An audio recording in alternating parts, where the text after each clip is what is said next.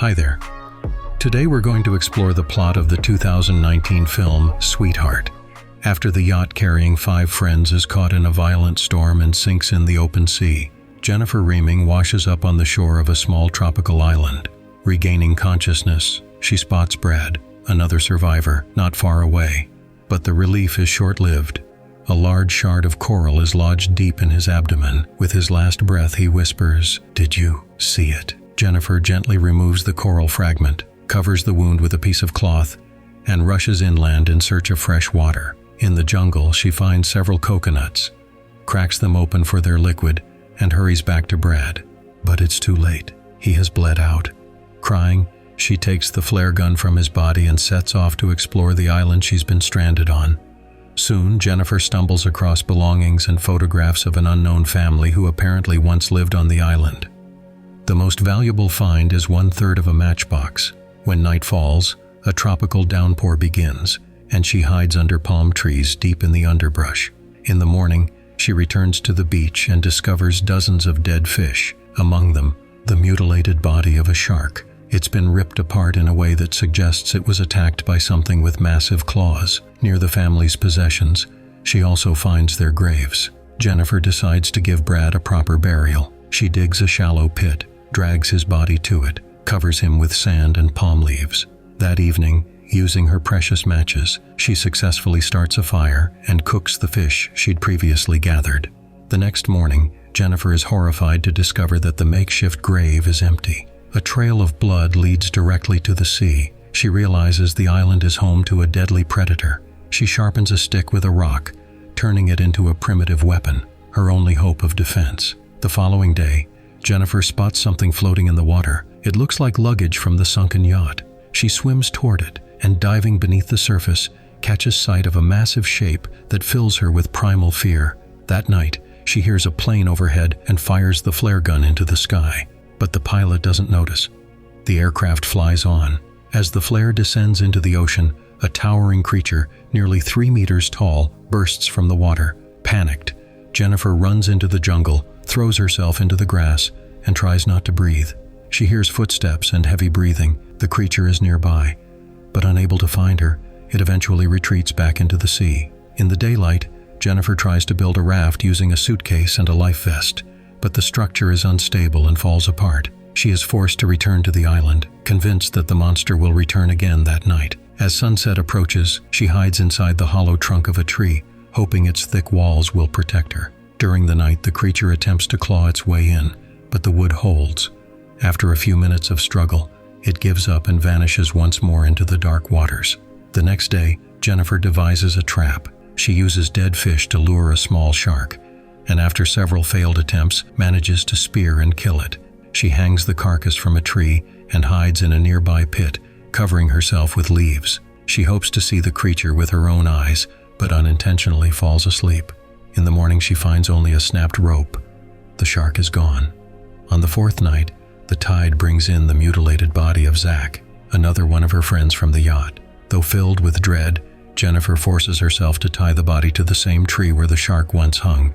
As night falls, Jennifer hides nearby. From the water, the sea creature emerges, rips Zach's body from the tree, and begins to devour it greedily right in front of her. Jen finally gets a clear look at the beast. It moves on its hind legs like a human, stands over 3 meters tall, and looks terrifyingly strong. At that very moment, a plane passes overhead once again, but Jen doesn't dare use the flare gun. The creature is too close. The next day, Jennifer comes up with a new way to protect herself from another night attack. She creates an improvised hammock using a piece of tarpaulin washed ashore and strings it between 2 palm trees, as high off the ground as possible.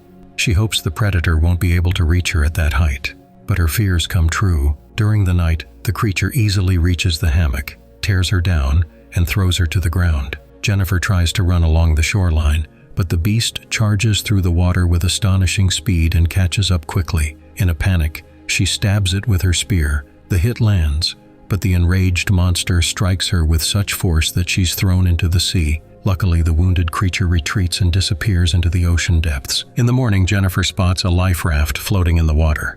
She swims to it immediately.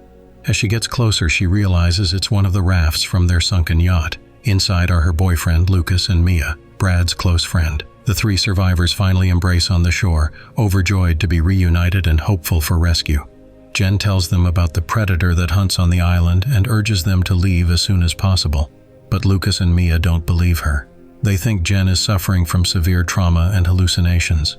Jen tries to convince them by bringing up how she couldn't save Brad. It brings Mia to tears. However, when Jen mentions Zach, Lucas and Mia suddenly go silent and avoid her gaze. Later, Jen notices Lucas's pocket knife is stained with dried blood. Suspicion grows. She pleads with them again to leave the island, but they stubbornly refuse. Jen then decides to escape alone using the raft, but her attempt is noticed.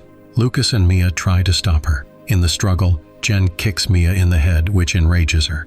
Mia grabs a paddle and strikes Jen hard across the head. Jen loses consciousness. When Jennifer comes to, she finds herself tied to a tree. The sun is setting, and the two friends promise to let her go, but only after they're sure she won't try to escape again. Mia explains that they can't trust her, reminding Jen that even back in the city, she often lied to friends and family. Jen tries to explain that this isn't about the past. It's about survival, but Mia is unmoved. While Mia walks along the shore, Lucas accuses Jen of trying to abandon them to die by taking the raft. He reminds her that, back in the city, she lived off his generosity. Jen begs him to let the past go and pleads for him to untie her. Suddenly, a terrible scream pierces the air. It's Mia. Lucas grabs a torch and runs toward the sound. The monster is attacking her. Lucas tries to help, throwing himself at the creature, but it effortlessly tosses him aside. Meanwhile, Jen manages to free herself and runs to the shore, where she sees the beast dragging a bloodied Mia into the water. The next morning, Jen finds a terrified Lucas hiding up in a tree, where he'd spent the night. She explains to him that the creature doesn't appear during the day. Once she convinces him, she suggests they use the raft and leave the cursed island immediately. The two use their last match to light a fire and cook all the fish they've caught or found along the shore. After dinner, Jennifer climbs onto the rescue raft and is horrified to discover its floor and walls are stained with dried blood. A terrible suspicion overwhelms her. Lucas and Mia had killed Zach and dumped his body into the open sea. Despite this discovery, Jen and Lucas set off westward. The direction planes had previously flown by, giving them hope of rescue. For a time, they feel relatively safe until the sea monster suddenly attacks. It slashes through the raft's structure with its massive claws and tries to crawl aboard. Lucas fires the flare gun at the creature, scaring it off briefly, but the predator quickly returns, this time grabbing Jen and dragging her beneath the surface. Under the water, she sees the beast clearly for the first time. It has features of a reptile, a shark, and a human, covered in tough, scaled skin and armed with razor-sharp clawed limbs. Jennifer fights back desperately, stabbing the creature several times with her pocket knife. The monster finally releases her, but at that moment, Lucas tries to help, throwing himself at the beast with a handmade spear. Sadly, the creature easily shrugs off his attack, grabs him, and pulls him into the depths, toward its underwater lair. Jen, powerless to stop it, can only watch in horror.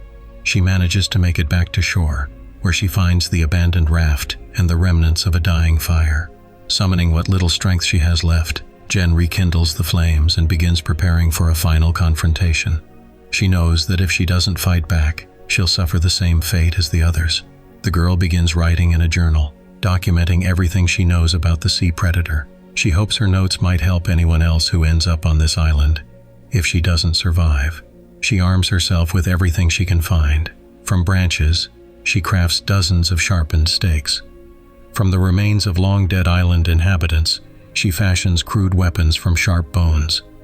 Jen creates a circle of fire using dry grass and waits for the creature to appear. The monster walks into her trap. She manages to wound it with a spear, but the enraged beast immediately knocks her aside with a powerful swipe. Jen rises, defying the pain, and attacks again, slashing and stabbing with bones and knife, inflicting wound after wound. Though seriously injured, the predator refuses to fall. It chases her to the very end. Finally, exhausted and weakened, the beast collapses in front of her. Jen lands the final blow, finishing the creature with her spear. She takes its head and, limping, makes her way to the raft. In her hands, she carries the monster's severed head, the only proof of what happened on this island, consumed by fire and terror. Thank you for watching. If you enjoyed this recap, give it a like, leave a comment, and don't forget to subscribe to the channel.